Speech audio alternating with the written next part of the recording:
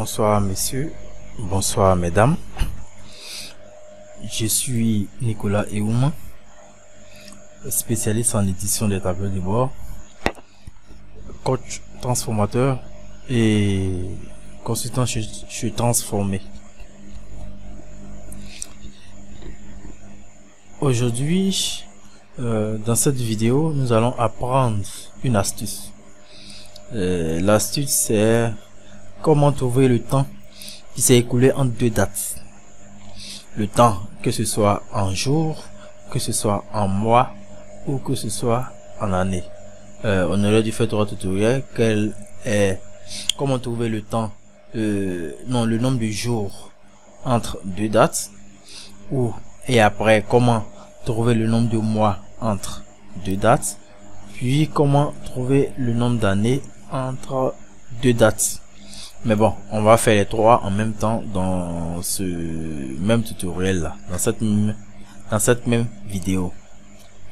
Alors, il est question de quoi? Par exemple, vous avez votre date de départ. Je mets le 17/5 mois 2016 ici, et votre date d'arrivée le 8/10/12e mois 2017. Vous voulez savoir quel a été le temps qui a écoulé depuis le 17/5e mois 2016 jusqu'au 8/12e mois 2016. D'abord, Excel considère les dates comme étant des nombres lorsqu'il fait ses calculs. Nous verrons comme exemple concret. Lorsque je fais par exemple, je change simplement le format ici. Lorsque je change le format ici, au lieu que ce soit en date, je le mets en standard. Vous voyez, et c'est devenu 43 077. Donc la date qu'on a saisie là, ça correspond à ce nombre là, 43 077. Donc Excel, c'est comme ça que Excel voit les dates. Il les voit comme étant des nombres. Lui, par exemple, c'est 42 507. Ok, on va les remettre en format date. Ok, donc Excel voit les dates comme étant des nombres. Donc, automatiquement, si je fais la différence entre ici, la date de fin et la date de départ, je trouve 570. Donc, si c'est la date de départ, et puis ici date fin. Voilà, donc Excel nous donne 570. Les 570 là, vous voyez, c'est la différence entre lui et lui. On fait la différence entre ces deux là, c'est ce qui donne les 570. Donc Excel d'office voit les dates comme étant des nombres, mais ce ne sont pas des nombres aléatoires. En fait, il convertit la date là en nombre, et lorsqu'il fait la différence, en tout cas ça donne le temps, c'est le nombre de jours qui s'est écoulé entre ces deux dates là. Donc ici par exemple ça fait 570. Allez, je vais remettre ici les dates. Maintenant, vous avez 570. Les 570, ça représente le nombre de jours qui s'est écoulé entre ces deux dates-là. Bon, pour être, on va prendre deux dates qui sont beaucoup plus proches, et vous allez ça, vous verrez par exemple, je prends le 18, 5e mois, 2016.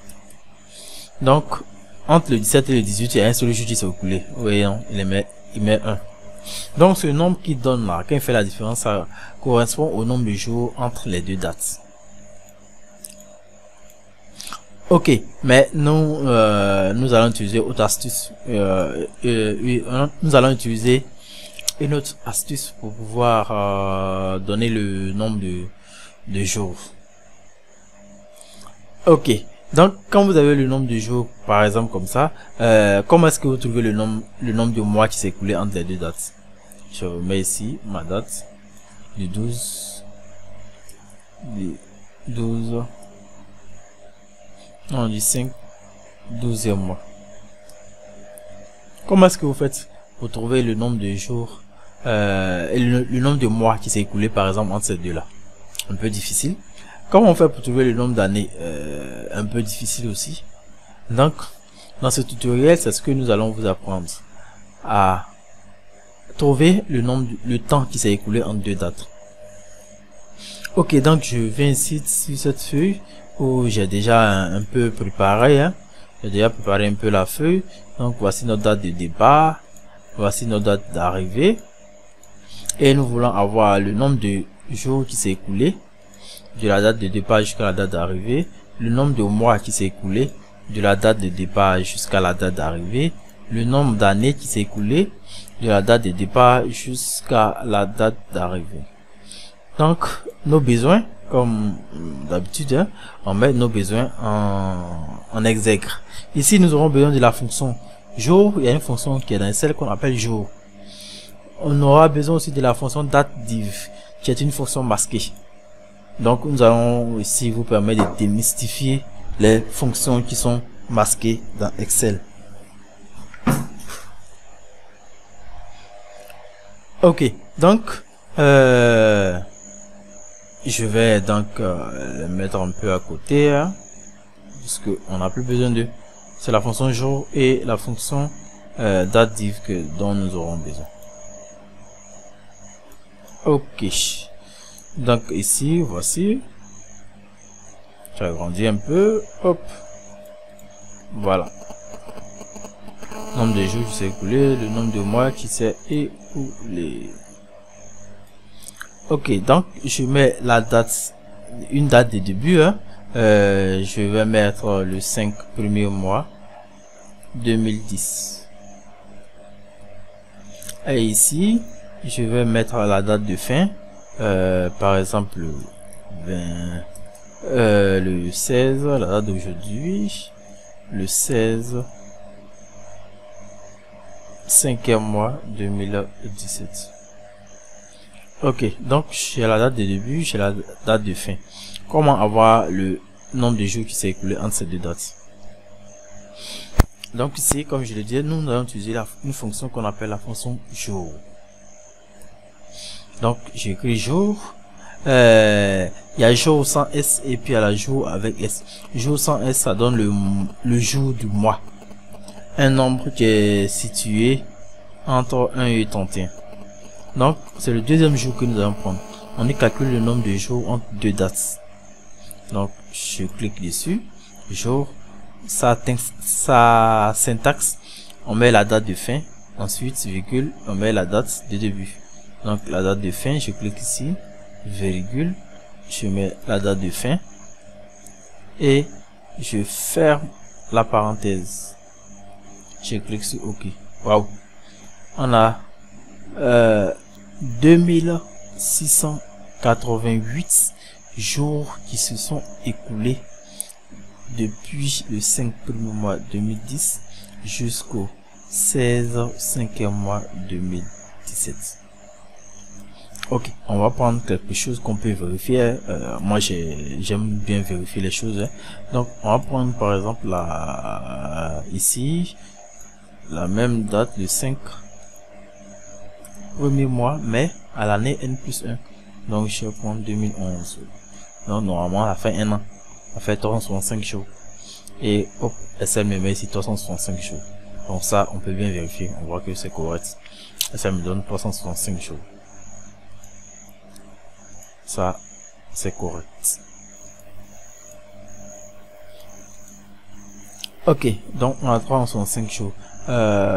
Petite astuce, si vous voulez par exemple ajouter le mot jour, donc vous n'avez qu'à concaténer, vous utilisez concaténer et vous mettez les guillemets, vous mettez après jour, ensuite vous fermez. Hop, c'est trop collé, je vais séparer un peu. Donc ça fait 365 jours. Ok, après ça, donc on vient de voir comment calculer le nombre de jours qui s'est écoulé entre deux dates. Ensuite, nous allons passer au nombre de mois qui s'est écoulé entre deux dates. Ici, vous pensez tout de suite à la fonction mois. En fait, la fonction mois, elle ne permet pas de faire ça. La fonction mois donne le mois un nombre de 1 à 12, notamment janvier va mettre 1, février va mettre 2, mars il va mettre 3, ainsi de suite. Donc si c'est pas la fonction mois qu'on va utiliser, on va utiliser la fonction qui est masquée qu'on appelle la fonction date div. Donc dès que vous mettez la parenthèse nette, la fonction elle apparaît en dessous ici. C'est une fonction qui est masquée dans Excel. Donc notamment vous voyez, Excel ne met pas sa syntaxe. Donc comme je l'ai dit, on voit ici Excel ne met pas la syntaxe.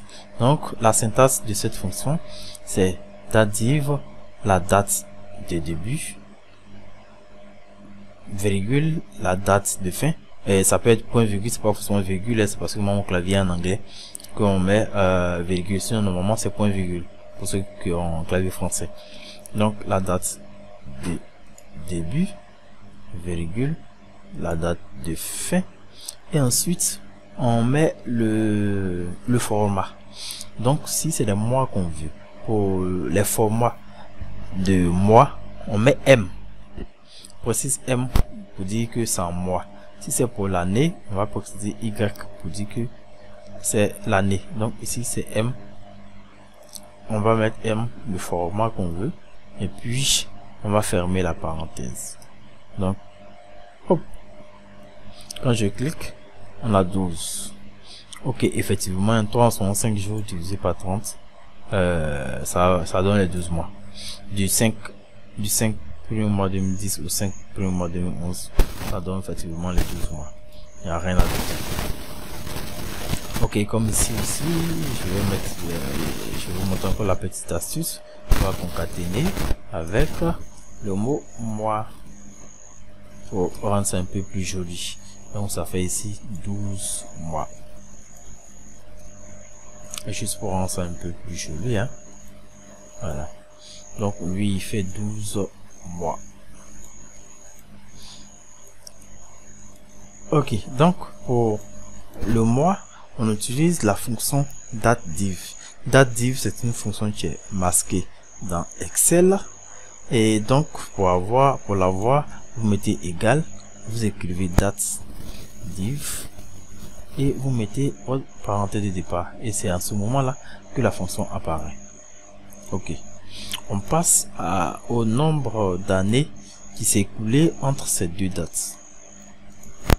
Pour avoir le nombre d'années qui s'est écoulé entre deux dates, on peut utiliser la fonction dateDiv encore. Donc je mets dateDiv, dès que je mets la parenthèse ça apparaît, la date de départ ici, la date d'arrivée ici, et le format que je veux c'est le format years. Years on met Y pour dire c'est l'année qu'on veut. Dès qu'on finit ça, on ferme la parenthèse. Dès qu'on ferme la parenthèse, vous cliquez sur OK, faites entrer, et hop, vous avez votre valeur. Ici il met 1, donc c'est normal, hein? On a un an qui s'est écoulé, 12 mois automatiquement, on sait que 12 mois ça fait un an. Donc nous avons une année qui s'est écoulée du 5 premier mois 2010 au 5 premier mois 2011. Donc ici je vais concaténer encore avec le mot an, un an, ANS. Donc lui il fait un an.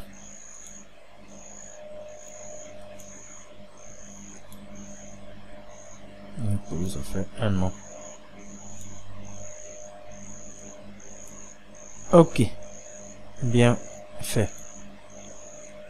Donc je vais récapituler. Pour calculer le nombre de jours qui s'est écoulé entre deux dates, on utilise la fonction jour, et cette fonction jour, sa syntaxe est la suivante: date de fin, virgule, date de début.